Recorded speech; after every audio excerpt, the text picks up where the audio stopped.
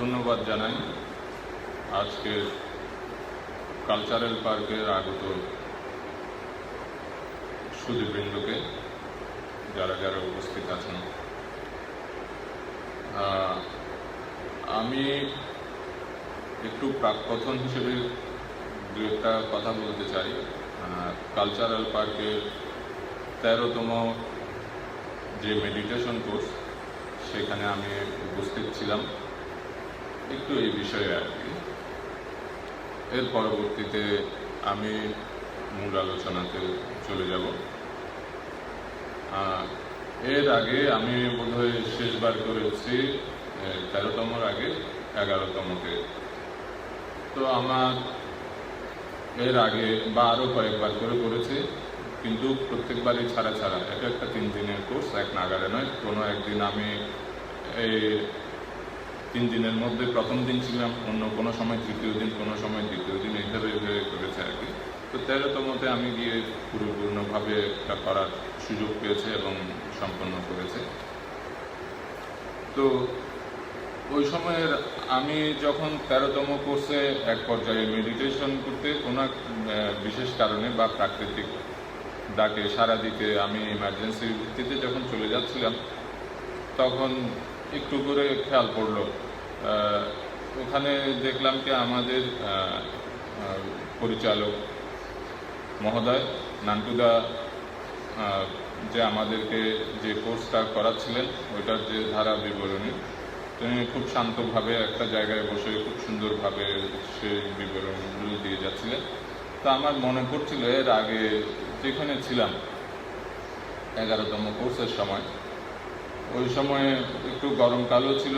যাই হোক, তো ওই সময়ের কথা যদি চিন্তা করি, এখনের সাথে যদি তুলনা করি, একটা আকাশ পাতাল আমরা ডিফারেন্স দেখি আর কি। আমি এই কথাগুলো বলছি, আসলে ওই সময়ে কিছু বলার আমার খুব ইচ্ছা ছিল, দু একটা বিষয় আসলে বলা হয়নি যে কোনো কারণে।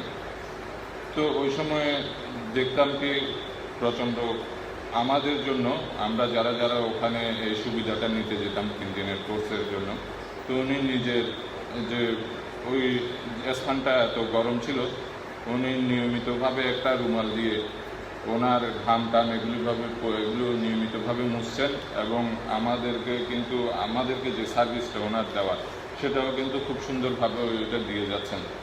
তো ওই সময়ের সাথে এখন যেটা তুলনা করে দেখি আর কি, একটা অনেক পরিবর্তন। তো এটা আমার কাছে ওই সময়ে খুব মর্মস্পর্শীয় লেগেছিল যে উনি আমাদের জন্য একসময় কী পরিমাণ, কত ধৈর্য ধরে, দীর্ঘদিন ধরে এটাকে ধারণ করে এবং কষ্ট করে এগিয়ে এসেছেন, বা এতদিন ধরে এই কার্যক্রমগুলো চালিয়ে গেছেন, চালিয়ে গিয়ে এক পর্যায়ে বর্তমান পরিস্থিতিতে উপনীত হয়েছেন আর। তো যাই হোক, আর আরেকটা ব্যাপার, দিদির ব্যাপার আর কি, তার সহধর্মিনীর ব্যাপারে যেটা বলতে চাই, আমরা যে ওখানে ছিলাম, ওনার আমাদের প্রত্যেকের ব্যাপারে ওনার যে আন্তরিকতা, যে কতখানি আন্তরিক যে ছিলেন, ওনার যাবতীয় সব কার্যক্রমে কোনো সময় মনে হয়নি যে উনি একটা এই ধরনের একটা প্রতিষ্ঠানের কর্ণধারের একটা অংশ, এরকম কোনো কিছু মনে হয়েছে যেন অন্যান্য যারা প্রত্যেকে একজন রান্নাঘরে হোক, যেখানেই হোক, যেভাবে কাজ করছেন, উনিও তাদের সেই সেবা দাতাদের জাস্ট ক্ষুদ্র একটা অংশ। এইভাবেই সব কিছুতে এমনভাবে জড়িয়েছিলেন, খুব অবাক করেছে আর কি। তো তার আন্তরিকতাটাও, ও আগে দেখতাম আমরা যে নিচে পুরানো ভবনের নিচে যে টয়লেট ছিল, তার পাশ দিয়ে আরেকটু সামনে গিয়ে এখন যেখানে পুকুর, ঠিক তার পাশে করে একটা রান্না করার একটা জায়গা ছিল। হ্যাঁ, ওখানে বর্তমানে যে ধরনের সুযোগ সুবিধা, যত সুন্দরভাবে ওখানে রান্না করা যাচ্ছে এরকমও না। ওখানে ওনারা 2-3 জন নিয়ে অনেক কষ্ট করে প্রত্যেকের জন্য খাবারের আয়োজন করেছিলেন, এবং আমরা সে সময় সেই একই তৃপ্তি নিয়ে খেয়েছি, এখনও যেভাবে একই তৃপ্তি নিয়ে খাচ্ছি আর কি। তো এইসব সব কিছু আগের পুরানো যেসব উপস্থিত হয়ে যেগুলো দেখেছে, যারা জানেন না আর কি, এটা শুরুটা আমি আসলে ওদের জন্য বলছি। ওখানে তো অনেক নতুন মানুষও ছিলেন, সেজন্য ওখানে বিশেষভাবে বলার ইচ্ছে হয়েছিল। তো এই যে পুরানো যেসব অনেক সংগ্রাম বা চেষ্টা, অনেক ত্যাগ, এই সবগুলো যারা দেখেননি ওদের জন্য বলার ইচ্ছা ছিল। ওগুলো পার করে বর্তমান এই যে একটা সুন্দর পরিস্থিতির মধ্যে উপনীত হয়েছে। তো সেখানে শেষ দিনে একজন বক্তাকে আতিক ভাইকে বলার জন্য অনুরোধ করা হয়েছিল ওনার অনুভূতি। উনি এক পর্যায়ে বলেছিলেন যে এখানকার সাথে, এখানের কার্যক্রমের সাথে বা নান্টুদার সাথে একটা বিষয় আমার খুব যায়, যেটাতে আমি মিল পাই, সেটা হচ্ছে ওনার অসাম্প্রদায়িক চেতনা বা ধর্ম নিরপেক্ষতা। তো এর পরবর্তীতে এখানে যে পরবর্তীবার শুক্রবারের কার্যক্রমে দেখলাম পরিচালক মহোদয় নান্টুদা সেই বিষয়টা নিয়ে আলোকপাত করেছেন এবং এটা ধারাবাহিকভাবে সেটাই চলছে আর কি। তো আজকে সেই ধারাবাহিকতার হয়তো আমি ৫ম জন। আর যাই হোক, ধর্মনিরপেক্ষতা ব্যাপারটা হয়তো এক অর্থে কিন্তু সেন্সিটিভ, যেটা আমার গত সপ্তাহে একজন বক্তা বলেছেন, সেটা কিন্তু স্থান বিশেষে এটা সেন্সিটিভ একটা ইস্যু। কারণ এই বিষয়, আমরা যদি এই বিষয়টা নিয়ে অন্য কোনো উন্নত বিষয়ে কথা বলতে যাই, ওখানে আবার এই সেন্সিটিভিটির কোনো প্রশ্ন আবার উদয় হবে না। ওরা আবার বলবে কি না, এখানে আবার সেন্সিটিভিটির কি আছে, এটা আবার এইভাবে ভাবারও কি আছে, ওদের কাছে এটাই হয়তো আশ্চর্য লাগে। তো সুতরাং বুঝে যাচ্ছে যে সেন্সিটিভিটিটা যেটা বোঝানো হচ্ছে সেটা কিন্তু আমাদের উপর আরোপ করা হয়েছে। এই ধরনের একটা সিচুয়েশন ক্রিয়েট করা হয়েছে। হ্যাঁ, কিছু আমরা যদি আরও আগে যাই, হ্যাঁ, আমাদের যদি আমরা ৭১-এর দিকে আস্তে আস্তে যাই বা এর আগেও যাই, ওই সময় বরং এমন একটা আস্তে আস্তে পরিবেশ সৃষ্টি করা হয়েছে যাতে আমরা একটা চেতনায় উদ্বুদ্ধ হয়ে একটা দেশকে স্বাধীন করতে পারি। তার মধ্যে একটা বিশেষ চেতনা ছিল যে অসাম্প্রদায়িক একটা দেশ হবে। তো সেটা কিন্তু একদিনে হয়নি। বঙ্গবন্ধুর কিন্তু অনেক আগে থেকেই, যখন পাকিস্তান ভেঙে দুই ভাগ হয়েছে, ভারতবর্ষ ভেঙে ভারত এবং পাকিস্তান যখন হয়েছে, সেই সময় থেকেই ওনার মধ্যে মনের একটা গহীনে চিন্তা ছিল কি না, বাংলাদেশ এটাকে হয়তো আমাদের স্বাধীনই করতে হবে এবং আমরা হয়তো একসময় স্বাধীনই হব, এই ভাবনাটা ওনার ছিল। তো সেটাকে উনি কি একদিনে রাতারাতি করেছেন? না, করেননি। সেটার জন্য যাবতীয় বিভিন্ন সময় বিভিন্ন ধরনের সংগ্রামের মুখাপেক্ষি হতে হয়েছে এবং আস্তে আস্তে একটা পরিবেশ তৈরি করতে হয়েছে ওনাকে। এবং আস্তে আস্তে সেটার কাছে গিয়ে কোনো এক সময় গিয়ে উনি উচ্চারণ করেছিলেন, এবারের সংগ্রাম স্বাধীনতার সংগ্রাম, এবারের সংগ্রাম আমাদের মুক্তির সংগ্রাম। তো এখন এই যে আমাদের যে অসাম্প্রদায়িক চেতনা, যেটা নিয়ে আমাদের এগিয়ে যাওয়ার কথা, সেটা যে কোনো কারণে আমাদের আস্তে আস্তে সেটা পথটা রুদ্ধ হয়ে গেছে বা একসময় সেটা থেমে গেছে। এখন বরং এইসব নিয়ে কথা বলাটাই একটা খুব বিপজ্জনক কাজের মতো হয়ে গেছে অনেক ক্ষেত্রে। হ্যাঁ, তো সুতরাং সেই সময়ে একটা যে পরিবেশ ছিল, সেই পরিবেশটা আস্তে আস্তে কনভার্ট হয়ে বর্তমান অবস্থায় এসছে। এই যে আমরা যে ধর্মের কথা বলছি, ধর্মটা কিন্তু অনেক ক্ষেত্রেই একটা বিশ্বাস, অধিকাংশ ক্ষেত্রে একটা বিশ্বাসের উপর নির্ভর করে তৈরি হয়েছে। সেই বিশ্বাসটা আমাদের কিভাবে আসে? সেই বিশ্বাসটা আমরা প্রথমে পাই আমাদের বর্তমানে যেটা পাই সেটা হচ্ছে আমরা আমাদের পরিবার থেকে, পরিবারের পরে পাই আমাদের সমাজ থেকে, আস্তে আস্তে চারপাশ থেকে, যেভাবে আমরা বংশ পরম্পরায় যেভাবে একটা বিশ্বাসের উপর দাঁড়িয়ে যাই, সেই বিশ্বাস থেকে নড়ানো আমাদের আসলে খুবই কঠিন হয়ে যায়। হ্যাঁ, যে কারণে এটা একটা সেন্সিটিভিটির রূপ নেয় আর কি। তো এর আগে একটু করে বলতে চাই যে আসলে ধর্মটা কিভাবে এসছে। আমাদের দাদা আগে একবার বলেছেন যে রাজারা তাদের প্রয়োজনে এটাকে বিভিন্নভাবে সুবিধা আদায়ের জন্য ব্যবহার করেছে, কিন্তু তারও আগে ধরেন কোনো এক সময় দেখা গেছে কি প্রাকৃতিক যেসব দুর্যোগ, হ্যাঁ, মানুষদের যখন ভালো কোনো আবাস ছিল না, ভালো জ্ঞান বুদ্ধি ছিল না, সেই সময়ে বিভিন্ন সময় বিভিন্ন ধরনের বিপদে পড়েছেন। বিভিন্ন সময়ে এই যে বিদ্যুতের কি এই যে বজ্রপাতে গতকালকেও নাকি 8 জন মারা গেছেন। তো সেই সময়ে নিশ্চয়ই এইভাবে অনেক কিছু হয়েছে। এটা তো আজকের ঘটনা না, অনেক দিন থেকেই তো আমি প্রকৃতিতে সবসময় একই। হ্যাঁ, আমরাই খালি রূপটা চেঞ্জ করতে চাই বা আমাদের সুযোগ সুবিধা অনুযায়ী একে চেঞ্জ করতে চাই। তো যাই হোক, তো আগেও হয়েছে এবং সে সময় এইটাকে ভয় পেয়ে একে দেবতা তুল্যভাবে পূজা করেছে বা এর থেকে নিষ্কৃতি পাওয়ার জন্য একে ভয় পেয়ে অনেকে অনেক কিছু এক এক সমাজে এক একভাবে হয়েছে।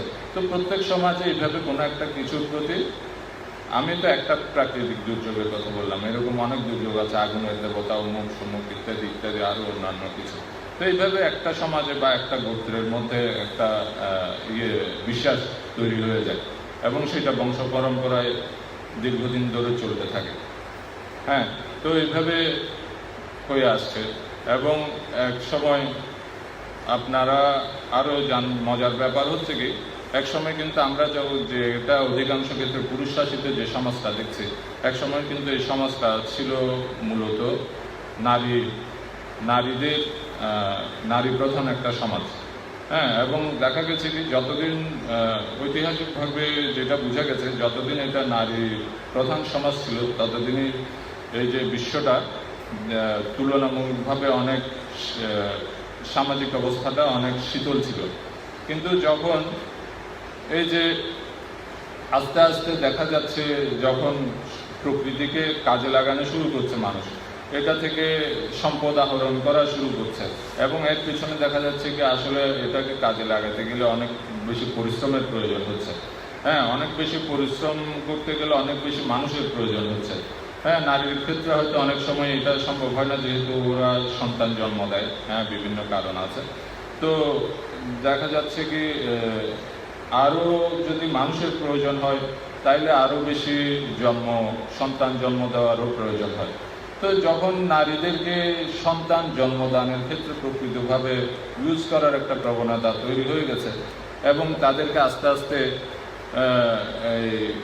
কি বলবো, ওদের উপর বিভিন্নভাবে সামাজিক প্রেশারাইজ করে ওদেরকে ইউজ করে যে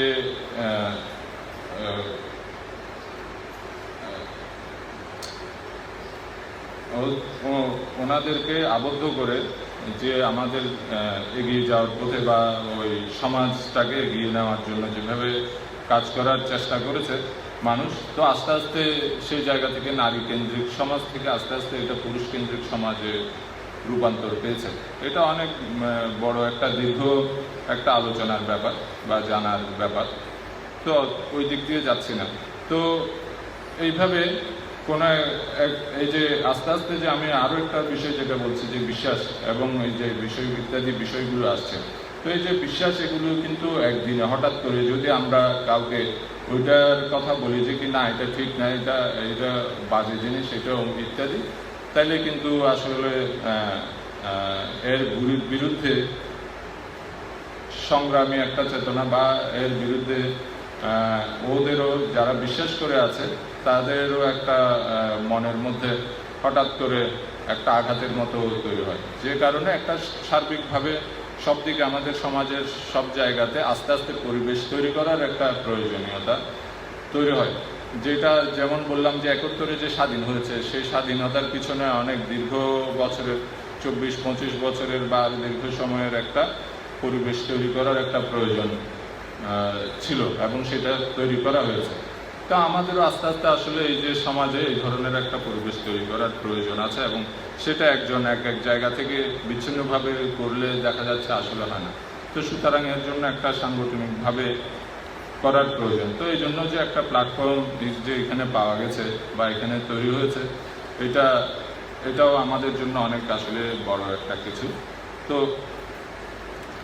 এখন আমরা শুধু হয়তো আমরা আমাদের পৃথিবীর এই মুহূর্তে হয়তো আমাদের পৃথিবীর বা শুধু বাংলাদেশের কথা চিন্তা করছি। আমরা যদি আসলে পুরো বিশ্বের কথা যদি চিন্তা করি, আমাদের যে ক্ষুদ্র অবস্থান এটার সাথে যদি চিন্তা করি, তখন বুঝবেন আমরা আসলে কত ক্ষুদ্র, এবং আমাদের এই ক্ষুদ্র অবস্থানটাকে আমরা যদি মজবুত করতে চাই, এই যে অসাম্প্রদায়িক চিন্তাভাবনা নিয়ে না গিয়ে কোনো উপায় নেই। সেটা কীরকম, একটা ছোট উদাহরণ দিচ্ছি, হয়তো একটু সময় লাগবে। এটা হচ্ছে, ধরেন আমাদের পৃথিবীর আয়তন সম্পর্কে তবু আমরা একটা ধারণা করতে পারি। আবার সূর্যের যদি আয়তন চিন্তা করি, সূর্য নাকি পৃথিবীর চেয়ে প্রায় 13 লক্ষ গুণ বড়। তো আবার এমন এমন নক্ষত্র আছে যেগুলো সূর্যের চেয়ে আবার প্রায় 300 গুণের কাছাকাছি বড়। আবার এই ধরনের অনেক ছোট বড় অনেক অনেক কোটি কোটি নক্ষত্র নিয়ে তৈরি হয় একটা ছায়াপথ। আবার একটা নক্ষত্রের চেয়ে আরেকটা নক্ষত্র হচ্ছে কোটি কোটি আলোকবর্ষ দূরে হতে পারে, বা অনেক অনেক আলোকবর্ষ দূরে। আলোকবর্ষ বলতে হয়তো আপনারা জানেন যে আলো 1 সেকেন্ডে যায় 3000 কিলোমিটার। সেরকম 1 সেকেন্ডে এইভাবে 1 বছরে যত কিলোমিটার অতিক্রম করতে পারে, 3 লক্ষ কিলোমিটার হলো সেকেন্ডে। তো 1 বছরে যতটুকু অতিক্রম করতে পারে সেটাই হচ্ছে একটা আলোকবর্ষ। এরকম অনেক অনেক আলোকবর্ষ দূরে। তো সুতরাং এরকম একাধিক ছায়াপথ নিয়ে তৈরি হয় একটা গ্যালাক্সি। এখন পৃথিবীতে আগে মনে করা হতো সূর্যটাই হয়তো শেষ কথা, এইটাই হচ্ছে সামগ্রিকভাবে একটা বিশ্ব এবং আমাদের পৃথিবী এবং সূর্য নিয়ে। কিন্তু বর্তমানে যেটা জানা যাচ্ছে, এই যে আমি গ্যালাক্সির কথা বললাম, গ্যালাক্সির সংখ্যাই হচ্ছে কোটি কোটি, অসংখ্য।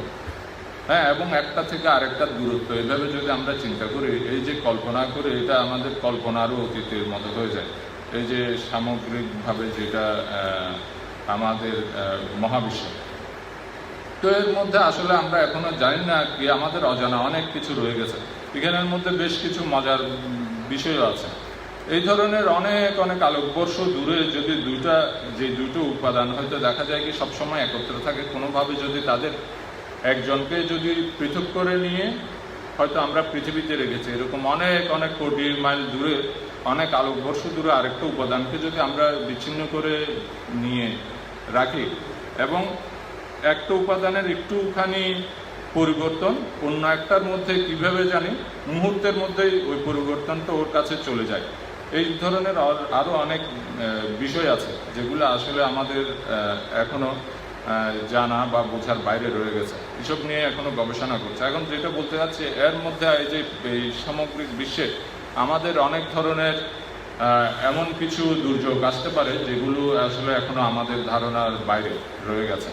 তো এইসব এর ব্যাপার আছে। আবার আমাদের পৃথিবীটা দিন দিন কি আরও কি আমরা বাসযোগ্য কি করে রাখতে পারছি কিনা, কোনো সময় কি আমাদেরকে কি অন্য কোনো জায়গায় কি চলে যেতে হতে পারে কিনা, বা অন্যান্য জায়গায় আরও এইরকম বুদ্ধিমান প্রাণী আছে কিনা বা থাকতে পারে, বা ওদের সাথে কি আমাদের আসলে কিভাবে সংযোগ হওয়াটা কি দরকার কিনা, বা সংযোগ করব কিনা, কিভাবে করলে কিভাবে করব, এই ধরনের অনেক বিষয় আসলে রয়ে গেছে। বা আমরা আমাদের মানুষদেরকে কিভাবে আমরা মানুষরা নিজেদেরকে আরও বিকশিত করে আরও বেটার পর্যায়ে বা আরও উন্নততর পর্যায়ে নিতে পারি, এই ধরনের অনেকগুলো ব্যাপার রয়ে গেছে। তো আমরা যদি এই যে সামগ্রিক এই বিশ্বের মধ্যে আমাদের সূর্যের এই অবস্থানটা এত যে ক্ষুদ্র, মানে এত ক্ষুদ্র, এটা একটা ছোট বিন্দুর চেয়েও অনেক ক্ষুদ্র একটা অবস্থান সামগ্রিক বিশ্বে। সেখানে আমাদের পৃথিবীরই বলতে গেলে আসলে কোনো অবস্থান নেই, আর মানুষের কথা তো আর কি বলবো। তো সেই জায়গায় কিন্তু অথচ মানুষরা কিন্তু অনেক বেশি শক্তিশালী একটা প্রাণ বা প্রাণী, যারা ওর এই যে মানুষের সাথে একসাথে যদি কাঁধ মিলিয়ে যদি চলতে পারে এবং চলে, দেখা যায় কি এর চেয়ে শক্তিশালী একটা জাতি আসলে খুব একটা মারাত্মক একটা পরিবর্তন নিয়ে আসার সক্ষমতা রাখে পুরো বিশ্বে, এবং পুরো বিশ্বকে মধ্যে একটা জানান দেওয়ার মতো অবস্থা তৈরি করতে পারে।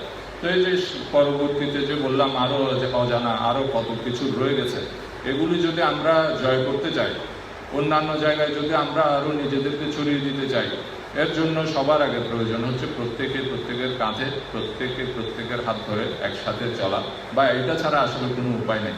আমরা যেটা অসাম্প্রদায়িকতার কথা যেটা বলা হচ্ছে, অনেক ক্ষেত্রে বলা হয় কি আসলে এর মাধ্যমে কোনো